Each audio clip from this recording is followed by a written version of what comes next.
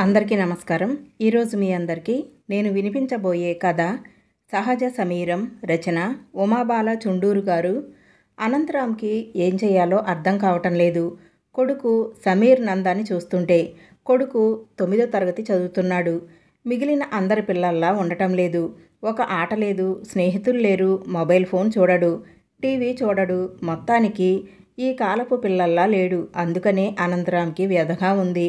కొద్దిగా వివరంగా తెలుసుకోవాలంటే గతంలోకి వెళ్ళాలి. అనంతరామ్ తండ్రి విశ్వనాథ్ గారికి అనంతరామ్ కాకుండా ఒక కూతురు. ఆయన అమలాపురం దగ్గర ఒక చిన్న పల్లెటూరులో teacher. Anantharam software engineer. Anantharam తండ్రి శిక్షణలోనే ఇంటర్ తర్వాత ఎంసెట్లో కోచింగ్ తీసుకున్నాడు. తండ్రి ఒకటే చెప్పాడు అనంత్కి, నువ్వు ఇంటర్లోని నీ సబ్జెక్ట్లో పర్ఫెక్ట్గా ఉంటే చాలు. ఏ పేజీలో ఏముందో తెలిసేటంతగా చదవాలి. ఎక్కడ నుండి ప్రశ్న ఇచ్చినా జవాబు ఇచ్చేటట్లు. ఇక ఎంసెట్ పద్ధతి తెలుసుకుంటే చాలు. నీకు నా మీద నమ్మకం లేకపోతే నిన్ను తప్పక కాకినాడలో కానీ విజయవాడలో కానీ కోచింగ్ సెంటర్లో జాయిన్ చేస్తాను. నేను డబ్బు ఆదా గురించి ఆలోచించి కాదు చెప్తుంది. నా మీద నమ్మకం, నీ మీద నమ్మకం, అంతే, ఆలోచించు అని. చిన్నప్పటి నుంచి తండ్రి గురించి తెలిసిన అనంత్, మీరు చెప్పండి నాన్న అని తండ్రికి వదిలేశాడు. తండ్రి అప్పుడప్పుడు టెస్టులు పెట్టేవాడు. ఫిజిక్స్, కెమిస్ట్రీ, మ్యాథ్స్లో తన శక్తినంతా ధారపోసి కొడుకు పరిణితి సాధించేలా తర్ఫీదు ఇచ్చాడు. కొడుక్కి రిలాక్స్ అయ్యే టైం కూడా ఇచ్చేవాడు. ఆటలకి పంపించేవాడు. కొడుకుని ధీటుగా తయారు చేశాడు. కాకినాడ సెంటర్ కాబట్టి అక్కడే హోటల్లో ఒక రూమ్ తీసుకొని ముందు రోజే వెళ్ళి అక్కడుండి మర్నాడు కొడుకు చేత పరీక్ష రాయించారు. అద్భుతం ఏమిటంటే కొడుక్కి ఎంసెట్లో 248వ ర్యాంక్ వచ్చింది. అందరూ ఆశ్చర్యపోయారు. కోచింగ్ సెంటర్స్ వాళ్ళందరూ వెనకపడ్డారు. వాళ్ళ దగ్గర చదివినట్లు చెప్తే లక్షల్లో డబ్బిస్తామని ఆశ కూడా పెట్టారు. విశ్వనాథం గారు ససేమిరా ఒప్పుకోలేదు. కొడుక్కి హైదరాబాద్లో ఉస్మానియాలో ఫ్రీ సీట్ వచ్చింది. అనంత్ ఇంజనీరింగ్ కంప్లీట్ చేశాక గేట్ ఎంట్రన్స్ పరీక్ష రాసి సీట్ తెచ్చుకుని చెన్నైలో ఎంటెక్ చదివాడు. అనంత్కి మొదటి నుండి విదేశాల్లో చదవాలని లేదు. విశ్వనాథం గారు కొడుకు పై చదువు విషయం కొడుకు ఇష్టానికే వదిలేశారు. క్యాంపస్ ఇంటర్వ్యూలో అనంత్కి ముంబైలో సాఫ్ట్వేర్ కంపెనీలో ఉద్యోగం వచ్చింది. తరువాత ఒక 2 కంపెనీలు మారిన అనంతరం హైదరాబాదులో ఉద్యోగం వచ్చింది. అనంత్ తన క్లాస్మేట్ పంజాబీ అమ్మాయిని వివాహం చేసుకుంటానంటే కూడా అభ్యంతరం లేకపోయింది విశ్వనాథం గారికి. కోడలు పంజాబీ అయినా వెజిటేరియన్ అవటంతో అస్సలు సమస్య లేకపోయింది. లేకపోతే ఆయన భార్యకి కొంచెం నచ్చజెప్పి ఒప్పించాల్సి వచ్చింది, అంతే. అనంత్కి ఒక కొడుకు, పేరు సమీర్ నంద. ఆ అబ్బాయి 2వ తరగతి చదువుతుంటే అనంత్ డైరెక్టర్ అవటం వలన ఒక ప్రాజెక్టు మీద యుఎస్ పంపించారు. ఒక 2 ఏళ్ళు ఉండాల్సి రావచ్చు అక్కడ సుమారుగా అని చెప్పారు. అప్పటికి అనంత్ భార్య ఉన్ముక్త 5వ నెల గర్భవతిగా ఉంది.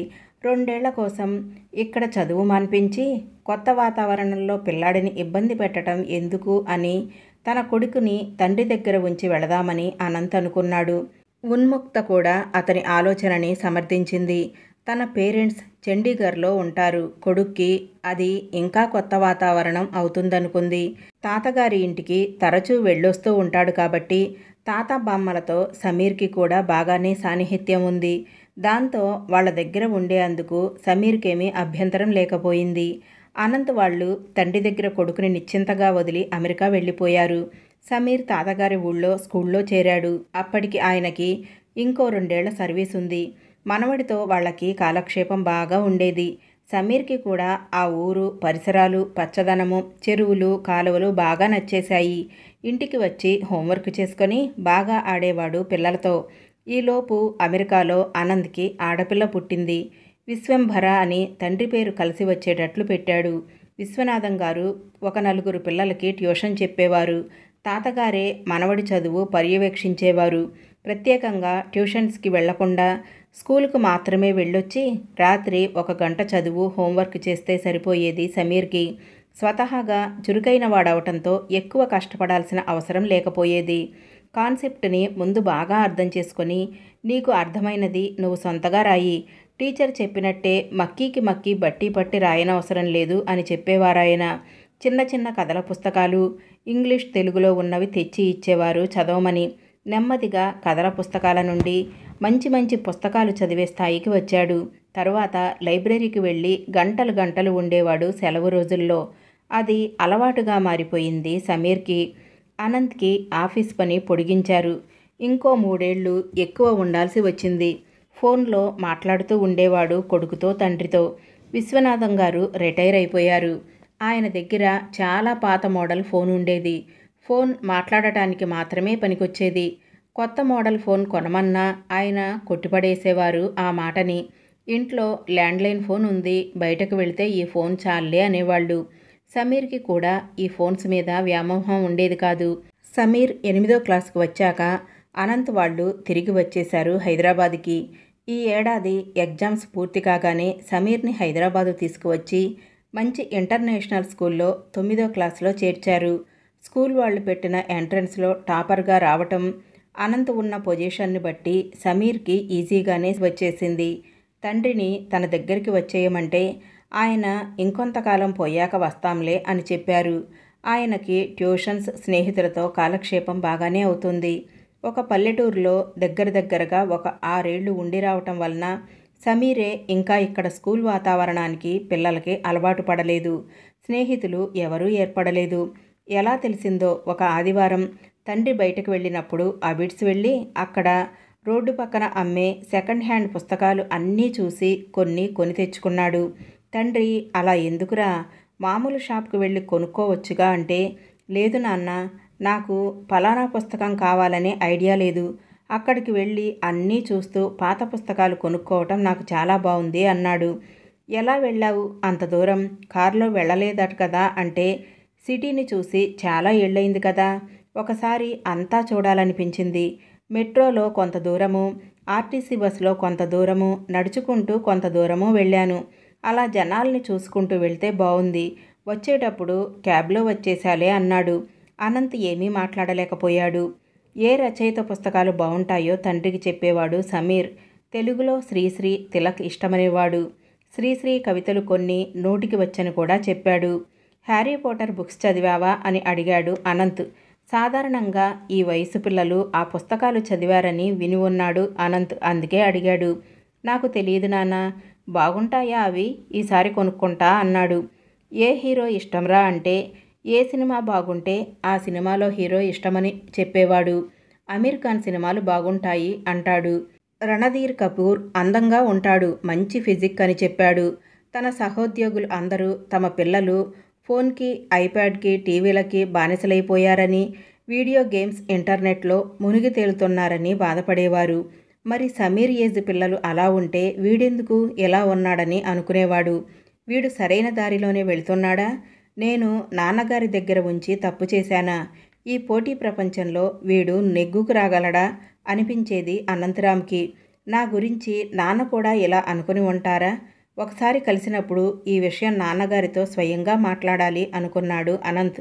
అలా అని చదువు విషయంలో సమీర్ వెనకబడి ఉండేవాడు కాదు. మంచి మార్కులే వచ్చేవి. ఆటల్లో ఫుట్బాల్ ఇష్టమనేవాడు.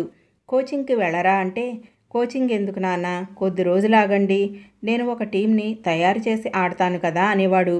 టీవీ పెడితే చూడకుండా ఏదో పుస్తకం చదువుతూ ఉండేవాడు. ముఖ్యంగా ఆగస్టు 15కి, రిపబ్లిక్ డేలకి, స్కూల్లో జరిగే ఏ సెలబ్రేషన్స్కి వెళ్ళేవాడు కాదు. ఎందుకురా అంటే, అబ్బా ఎండలో చాలాసేపు నిలబడాలి నాన్న, హాయిగా ఇంట్లో కూర్చుని ఒక బుక్ చదువుకుంటే హాయిగా ఉంటుంది నాకు అంటాడు. స్కూల్లో ఏ ప్రోగ్రామ్స్లో పాల్గొనకపోవటం వల్లనేమో ఆ రోజుల్లో స్కూలుకు వెళ్ళకపోయినా టీచర్లు గమనించటం లేదేమో అనుకునేవాడు అనంత్. స్విమ్మింగ్ నేర్చుకోరా అంటే, నేర్చుకోవటం ఏమిటి నాన్న, నేను తాతగారి ఊళ్ళో కాలువలలో ఈత కొట్టాను. నేను 4వ క్లాసులో ఉండగానే నేర్చుకున్నాను అన్నాడు. ఒకరోజు తోటమాలితో మాట్లాడుతుంటే చూశాడు సమీర్ని. తరువాత ఎప్పుడో మాలిని అడిగాడు అనంత్, ఏమంటున్నాడు మా అబ్బాయి అని. అనంత్కి అందరి దగ్గర నుండి కొడుకు మీద అభిప్రాయం తెలుసుకోవాలని ఉంటుంది. మా పిల్లలు ఏం చదువుతున్నారని అడిగారండి బాబుగారు. నేను చెప్పాను, గవర్నమెంట్ స్కూల్లో బాబు, అక్కడ వీళ్ళే శ్రద్ధగా చదువుకోవాలి, టీచర్లు అంతగా పట్టించుకోరు, మాకేమో వాళ్ళేం చదువుతున్నారో తెలియదు అని.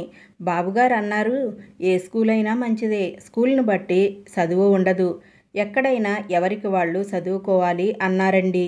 వాళ్ళకి ఏమైనా తెలియకపోతే నా దగ్గరికి తీసుకురా, నే చెప్తా అన్నారండి అన్నాడు.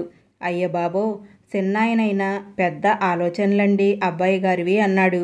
అనంత్కైతే సమీర్ తెలుగు సినిమాల్లో ముదిమాటలు మాట్లాడే బాలనటుడిలా అనిపించాడు. నాన్న, నాకు ఇది కావాలి కొనవా అని అడుగుతాడేమో అని చూసేవాడు అనంత్. ఏమీ అడిగేవాడు కాదు. అదేంటో ఇవన్నీ చూసి అనంత్కి దిగులు పట్టుకుంది. సైకాలజిస్ట్ను కలుద్దామా అన్న ఆలోచన కూడా వచ్చింది, కానీ తమాయించుకున్నాడు. భార్యతో చెప్తే ఆమె అతని మాటలు కొట్టిపడేసింది. నాతో బాగానే మాట్లాడతాడు, స్కూల్లో విషయాలన్నీ చెప్తాడు, విశ్వతో ఆడతాడు, నందు విషయంలో నాకేమీ భయం లేదు. వాడికి హిందీ వచ్చు, పంజాబీ అర్థం చేసుకుంటాడు, మా అమ్మా నాన్నలతో కూడా కొంచెం కొంచెంగా మాట్లాడతాడు, తెలుగు ఇంగ్లీష్ ఎలాగూ వచ్చు. వాడు బాగానే ఉన్నాడు. చిన్నవాడు, వేరే వాతావరణంలో అడ్జస్ట్ అవ్వటానికి టైం పడుతుందిలే, నువ్వు ఎక్కువ ఊహించుకోకు అనేసింది. ముక్త అంతే, అన్నీ తేలికగా తీసుకుంటుంది అనుకున్నాడు అనంత్. ఇలా ఉండగా ఒకరోజు అనంత్కి స్కూల్ ప్రిన్సిపాల్ ఫోన్ చేసింది, ఒకసారి వచ్చి కలవమని. అప్పటికప్పుడు ఆఫీసులో చెప్పేసి భార్యని తీసుకుని మరీ వెళ్ళాడు అనంత్. కొడుకు గురించి ఏం చెప్తారో అని ఆందోళనగా ఉంది అనంత్కి. తను అనుకున్నట్లే వీళ్ళు చెప్తే ఏం చేయాలా అని కంగారుగా కూడా ఉంది. ప్రిన్సిపల్ వాళ్ళిద్దరినీ కూర్చోమంది. వాటర్ కావాలా అని అడిగి స్టార్ట్ చేసింది చెప్పటం. చూడండి అనంత్, మీరిద్దరూ రావటం మంచిదయింది. మీ అబ్బాయి సమీర్ నందా గురించి మాట్లాడాలి. మీ వాడు చురుకైన వాడే, బాగా చదువుతాడు, బుద్ధిమంతుడు, అయితే అన్నింటికీ లాజికల్గా ప్రశ్నిస్తాడు. టీచర్ డిక్టేట్ చేసింది రాయడు ఎగ్జామ్లో. తను ఓపెన్గా రాస్తాడు, ఏ ప్రశ్నకైనా ఆన్సర్. అడిగితే తప్పు రాశానా టీచర్ అని అడుగుతాడట. తప్పు కాకపోయినా అందరూ ఒక పద్ధతిలో ఉంటే ఇతనొక్కడు వేరేలా ఉండటం ఏమిటి? అసలు ఈ ఎగ్జామ్స్ ఎందుకు టీచర్ అంటాడట. ఒక్క రోజులో చదివి పాస్ అవ్వచ్చు, ఒక వారం చదివితే ఫస్ట్ క్లాస్లో కూడా పాస్ అవ్వచ్చు. వీటి ద్వారా ఎలా డిసైడ్ చేస్తారు స్టూడెంట్ ఎబిలిటీని అంటాడట. మీరు ఇయర్ అంతా అన్ని సబ్జెక్టుల్లో పెర్ఫార్మెన్స్ని బట్టి నెక్స్ట్ క్లాస్కి పంపించండి. ఈ పరీక్షలు ఇదంతా ట్రాష్, శుద్ధ వేస్ట్ అన్నట్లు వాదిస్తాడట. వచ్చే సంవత్సరం 10th వస్తాడు. అదొక బెంచ్ మార్క్ లైఫ్లో. మేము చెప్పినట్లు విని ఎగ్జామ్స్లో రాస్తే బాగుంటుంది అన్నట్లు మీ వాడికి బయట ట్యూషన్ ఉందా అని అడిగిందావిడ. లేదు అన్నారిద్దరూ. అవునా అని ఆశ్చర్యపోయిందావిడ. నేను మీ అబ్బాయి గురించి తెలుసుకున్నాను ప్రత్యేకంగా. ఇండిపెండెన్స్ డేకి రాడు, రిపబ్లిక్ డేకి రాడు, ఏ స్కూల్ ఫంక్షన్స్కి రాడు, వేరే ఏ యాక్టివిటీస్లోనూ పార్టిసిపేట్ చేయడు అంటూ ఫిర్యాదు. క్లాస్ టీచర్ వచ్చింది ఈలోపు. ఆమెని అడిగారు క్లాస్లో ఎలా ఉంటాడు అని.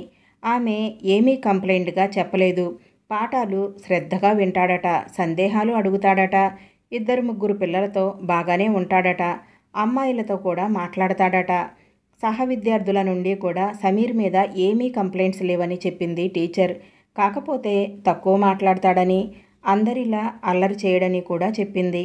అయితే మ్యాథ్స్ చెప్పే టీచర్ని స్కూల్ వాళ్ళు తీసేశారట. అది తెలిసి సమీర్ 2-3 అబ్బాయిలతో వచ్చి ప్రిన్సిపల్ని అడిగాడట ఎందుకు ఆమెను తీసేశారని.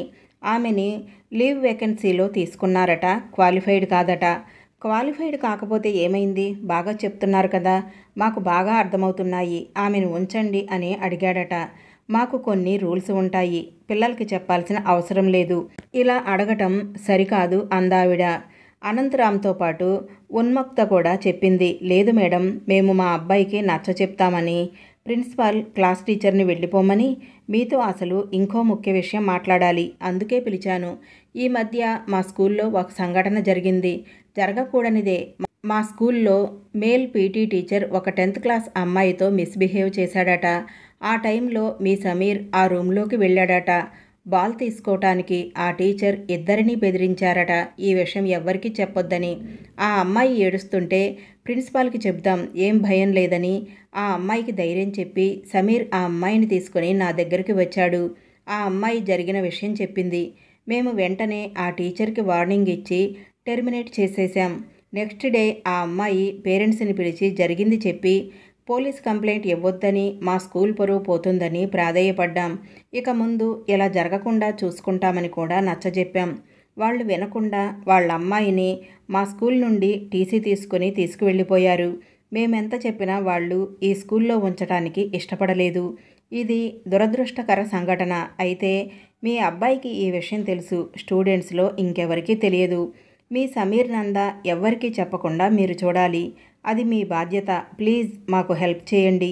వేరే పిల్లాడు ఎవరైనా అయితే నేనే పిలిచి భయపెట్టేదాన్ని. కానీ ఈ విషయం తెలిసినవాడు మీ అబ్బాయి. తన మనసుకు నచ్చిందే చెప్తాడు తప్ప మేము చెప్పింది వినడు. అందుకే మిమ్మల్ని పిలిపించాను అందావిడ. 2 నిమిషాలు కళ్ళు మూసుకొని తెరిచి చెప్పాడు అనంత స్పష్టంగా. మీరు ఈరోజు మమ్మల్ని పిలిచి మా వాడి గురించి చెప్పటం చాలా మంచిదయింది. ఈరోజు నాకు అద్భుతమైన రోజు. ఇంతకాలం నన్ను ఒక సందేహం పీడిస్తూ ఉండేది. మా సమీర్ అందరి పిల్లల్లా ఉన్నాడా, తేడాగా ఉన్నాడా అని. మా నాన్నగారి దగ్గర ఉంచి తప్పు చేశానా అని కూడా అనిపించేది. ఈరోజు నాకు చాలా సంతోషంగా ఉంది. నా కొడుకు అందరి పిల్లల్లాగానే ఉన్నాడు. ఒక అడుగు ముందుకే ఉన్నాడు. వాడు ప్రశ్నిస్తున్నాడు. అది చాలు నాకు. తెలివిగా ప్రశ్నిస్తున్నాడు. ప్రశ్నించడానికి భయపడటం లేదు. అన్యాయాన్ని కూడా ఎదిరించగలడు. ఇంకొంచెం పెద్దయితే ఎంతో కొంత సమాజానికి మంచి చేస్తాడు. సమాజానికి ఉపయోగపడతాడు. వాడు ఈ పోటీ ప్రపంచంలో బతకగలడా అనుకున్నాను. హాయిగా బతుకుతాడు. ఇప్పుడున్న విద్యా వ్యవస్థలో తోటి పిల్లలతో సమానంగా పోటీ పడలేకపోవచ్చు. పర్వాలేదు. వాడే అనేక మంచి మార్గాలు వెతుక్కోగలడు. గౌరవంగా బతకగలడు. ఆగస్టు 15కి, జనవరి 26కి జెండాలు పట్టుకుని స్కూలుకు వస్తేనే దేశభక్తి ఉందని, దేశానికి ఏదో చేస్తారని అనుకోవటం తప్పు. ప్రశ్నించే ఆలోచన, ధైర్యం ఉన్నవాడు చాలు సమాజానికి. నాకు ఎంతో భరోసా వచ్చింది. నేను వాడిని మా నాన్నగారి దగ్గర సరైన వయసులో ఉంచి మంచి పని చేశాను. నా కొడుకుని సానపెట్టి వజ్రంలా చేసి నా చేతిలో పెట్టారు నాన్న. దాని విలువ నాకు ఇప్పుడే తెలిసొస్తుంది. పోతే మీరు మా అబ్బాయితో ఏదో చెప్పొద్దని మమ్మల్ని చెప్పమంటున్నారు. సారీ. తప్పని చెప్పకు అని నేను చెప్పను. వాడంతట వాడు మరిచిపోయి ఊరుకుంటే సరే. కావాలంటే మీ స్కూల్ నుండి తీసుకుపోమ్మంటే తీసుకుని వెళ్ళిపోతా. వాడిని ఏ స్కూల్లో వేసినా చదువుతాడు అనే నమ్మకం కలిగింది నాకు. ఫైనల్గా ఒక విషయం చెప్పి ముగిస్తా. ఇక్కడ చెప్పటం అవసరం. అమితాబ్ బచ్చన్కి 16 ఏళ్లప్పుడు బయట ఒక అమ్మాయితో మాట్లాడుతుంటే అమితాబ్ బచ్చన్ తల్లి స్నేహితురాలు చూసి అమితాబ్ తల్లికి చెప్పిందట, మీ అబ్బాయి ఎవరో అమ్మాయితో మాట్లాడుతున్నాడు, జాగ్రత్త అని. అది విని అమితాబ్ తల్లి తేజ్ బచ్చన్ గారు అన్నారట, థ్యాంక్ గాడ్, నా కొడుకు 16 ఏళ్ల అబ్బాయి ఎలా ఉండాలో అలానే ఉన్నాడు అని. ఈ మధ్యన ఆయన ఒక ఇంటర్వ్యూలో తన తల్లి గురించి చెప్తే విన్నాను.